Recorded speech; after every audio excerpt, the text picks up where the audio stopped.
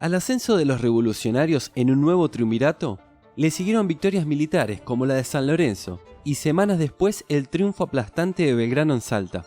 También se creaba una asamblea general constituyente que hacía del pueblo su soberano. Todo parecía estar en camino a la unidad de los pueblos en favor de una independencia. En los primeros meses de 1813, la asamblea estableció algunos decretos, como la libertad de vientre, es decir, el hijo de una esclava sería libre. También se extinguieron los títulos de nobleza. Se suprimió la Inquisición y la tortura como método para llegar a la verdad y se oficializó el nombre de Provincias Unidas del Río de la Plata, entre otras cosas. Y mientras tanto, se redactaban proyectos de una constitución que fuera la base de esa joven patria. Sin embargo, este nuevo impulso revolucionario duró poco. Los nuevos revolucionarios volvían a caer en divisiones. Al tiempo que refuerzos españoles llegaban a Montevideo, Belgrano recibía golpes durísimos en lo que hoy es territorio boliviano. Es por esto que se nombró a San Martín el jefe de una expedición destinada a reemplazar y tomar el mando de Belgrano en el norte. Había que adiestrar y reconstruir a un ejército devastado. Tal era el respeto que ya se tenían mutuamente que San Martín se rehusó a reemplazarlo en primera instancia. Y Belgrano, por otro lado, cuando San Martín finalmente toma el mando y empieza el adiestramiento de las tropas, él mismo ocupó un puesto en el curso. En una ocasión, Dorrego se burló de la voz de Belgrano, y San Martín se sintió tan ofendido que golpeó la mesa con un candelabro y terminó por desterrarlo a Santiago del Estero.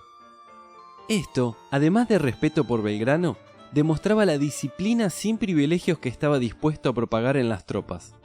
Manuel Dorrego era uno de los mejores oficiales entonces. Como persona al mando, uniformó a los soldados que estaban con sus vestimentas destruidas, prácticamente desnudos. Los adiestró acordemente a toda su experiencia en tácticas modernas y estaba decidido a pagarles lo que se les debía. Y fue así. Les pagó con un dinero que tenía órdenes de enviarlo a Buenos Aires. San Martín, al tiempo que cosechaba lealtad y admiración, era una molestia muy grande para otros. Finalmente Belgrano le entrega la bandera que había creado y le aconseja sobre la gente y la zona en la que iba a desenvolverse.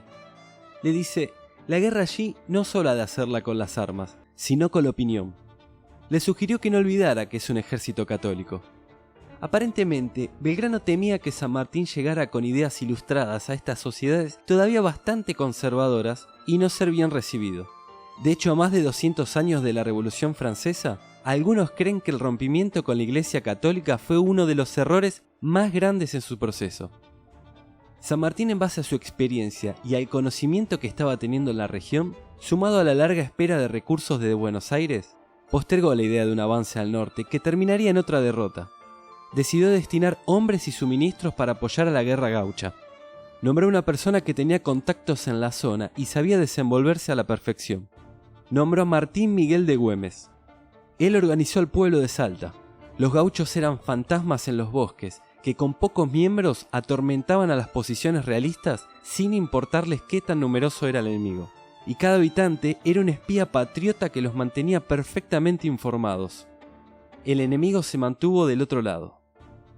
En Buenos Aires, el segundo triunvirato daba paso a un poder unipersonal, el de un director supremo, Gervasio Antonio Posadas. Él era el tío de Alvear. Esto resultaría en una postergación de la declaración de la independencia y en enfocar esfuerzos y recursos en tomar Montevideo. En estos tiempos se nombraba a Artigas como traidor de la patria y por lo tanto a los federalistas, es decir, a la oposición de la concentración del poder en Buenos Aires. Este era el escenario en el que San Martín pedía recursos que no llegaban. La espera nunca termina y cae enfermo víctima de malestares que se acentuaban en épocas de mucha tensión. Decide retirarse del frente para recomponerse en Córdoba. En esos tiempos, era tal el prestigio que estaba ganando que la noticia se manejó con mucha discreción para no alarmar al pueblo y sus tropas con su retirada. Tampoco querían entusiasmar al enemigo. Este alejamiento de los conflictos en el norte le clarificaron la mente. Le pide a Posadas algo que él le concede. El 10 de agosto de 1814 lo nombró gobernador de Cuyo. Este era un puesto en un lugar que no levantaba demasiado interés, no despertó ninguna sospecha. Pero ahora entendemos que San Martín había abandonado completamente la idea de hacerle frente a los realistas en el Alto Perú. Estaba viendo el bosque detrás del árbol. Él quería establecerse a los pies de los Andes. Al norte iba a llegar, pero desde el Pacífico. Mientras tanto, confiaba en que los valientes gauchos al norte iban a mantener al ejército invasor del otro lado. De esta manera, junto a su amigo y entonces secretario de guerra Tomás Guidó, diseñó las ideas generales de su plan continental. Una vez establecido en Cuyo, San Martín no dejó dudas de sus habilidades políticas.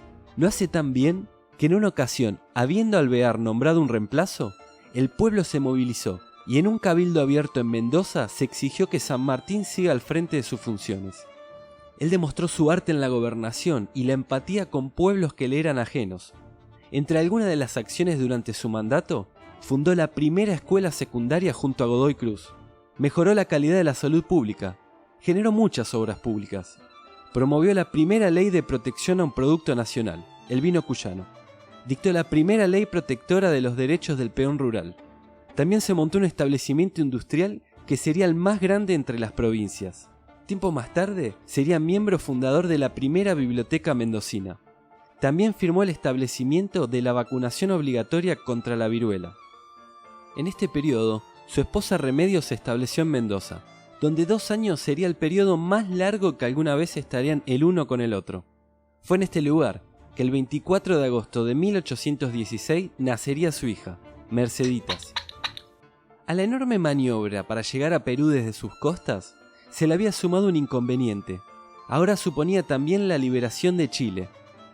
Semanas después de haber asumido como gobernador, los patriotas chilenos fueron derrotados en la batalla de Rancagua, y Chile estaba nuevamente gobernada por España. O'Higgins, uno de los líderes revolucionarios chilenos, junto a cientos de otros patriotas en retirada, llegaban a Mendoza. El ejército realista estaba al otro lado de la cordillera, el Cuyo no sería ningún obstáculo si se atrevían a cruzar en ese momento. San Martín se vio una vez más a la espera de recursos para una defensa que no iban a llegar. La orden era simplemente resistir. Montevideo había sido liberada y ahora el foco estaba puesto en el norte. Un norte que San Martín tardó muy poco en vislumbrar que no era factible y que volvería a mostrarse impenetrable en la derrota de los patriotas en la batalla de Sipe-Sipe, a finales de 1815. Pareciera que en este punto entendió que los personajes en Buenos Aires difícilmente mirarían alguna vez más allá de sus miserias regionales. Egoístas o no, él interpretó la situación como un estratega y entendió que la libertad no iba a ser posible en ningún lugar hasta que no sea golpeado y liberado el corazón del imperio, en Perú. Creó en la provincia de Cuyo su propio frente. Ganó mucho apoyo en la región de Cuyo, particularmente en Mendoza. Ellos generaron sus propios recursos sin esperarlos. No fue fácil. Cuyo estaba sometido a una economía de guerra. San Martín solo aceptó la mitad de su salario. Hasta las campanas de las iglesias se fundían para transformarse en cañones. Todo ese sacrificio regional en pos de una guerra continental. Mientras tanto, también se reclutaban y adiestraban soldados ininterrumpidamente. Así es como nace el ejército de los Andes. San Martín decía: estamos en la inmortal provincia de Cuyo, y todo se hace. No hay voces, no hay palabras para expresar lo que son estos habitantes. Entrando en 1816, la revolución llegaba a su punto más crítico. Napoleón había sido derrotado, y gran parte de Europa planeaba volver a las antiguas formas de monarquía. El mal trago que la Revolución Francesa y posteriormente el Imperio Napoleónico les había dado, marcó en el ADN de los imperios hasta el día de hoy terror a la más mínima acción revolucionaria. Es por esto que Fernando VII intensificó las acciones para la reconquista de América. Como parte de este plan, estaba renovando sus tropas para llevar la guerra a Tucumán. Por otro lado, un grupo muy grande de realistas con Pablo Morillo a la cabeza derrotaban a las tropas del Libertador del Norte, Simón Bolívar, ganando el control de Venezuela y Nueva Granada, obligándolo al exilio. Chile, que ya había sido reconquistado, amenazaba del otro lado de la cordillera después de cada invierno, cuando el clima permitía una invasión. Los portugueses también tenían sus planes. Querían tomar la banda oriental. De hecho, estas tropas destruirían, entre otras cosas, el lugar de nacimiento de San Martín. Había que ser decisivos. Con gran influencia de Belgrano y San Martín, el 9 de julio de 1816, las Provincias Unidas del Río de la Plata declararon formalmente su independencia. Este era un mensaje también para el resto de las monarquías. No éramos simplemente una colonia rebelde, éramos un país. Éramos un país que no era dominio de España. Con todo esto, era necesario poder contener los avances desde el norte. San Martín le recomienda al gobierno a Belgrano para volver a estar a cargo del ejército del norte. Decía, es lo mejor que tenemos en América del Sur. Su resistencia era clave para los planes que seguían. Y es en este momento, cuando finalmente expone su plan continental completo con detalles y necesidades a Pueyrredón, quien era el director supremo en ese momento. Pese a todos los inconvenientes que tenía que afrontar, lo aprueba. Entre otras cosas le respondía, y no hay más, va el mundo, va el demonio, va la carne, y no sé yo cómo me irá con las trampas en que quedo para pagarlo todo. O bien que entrando en quiebra, me voy yo también para que usted me dé algo del charqui que le mando.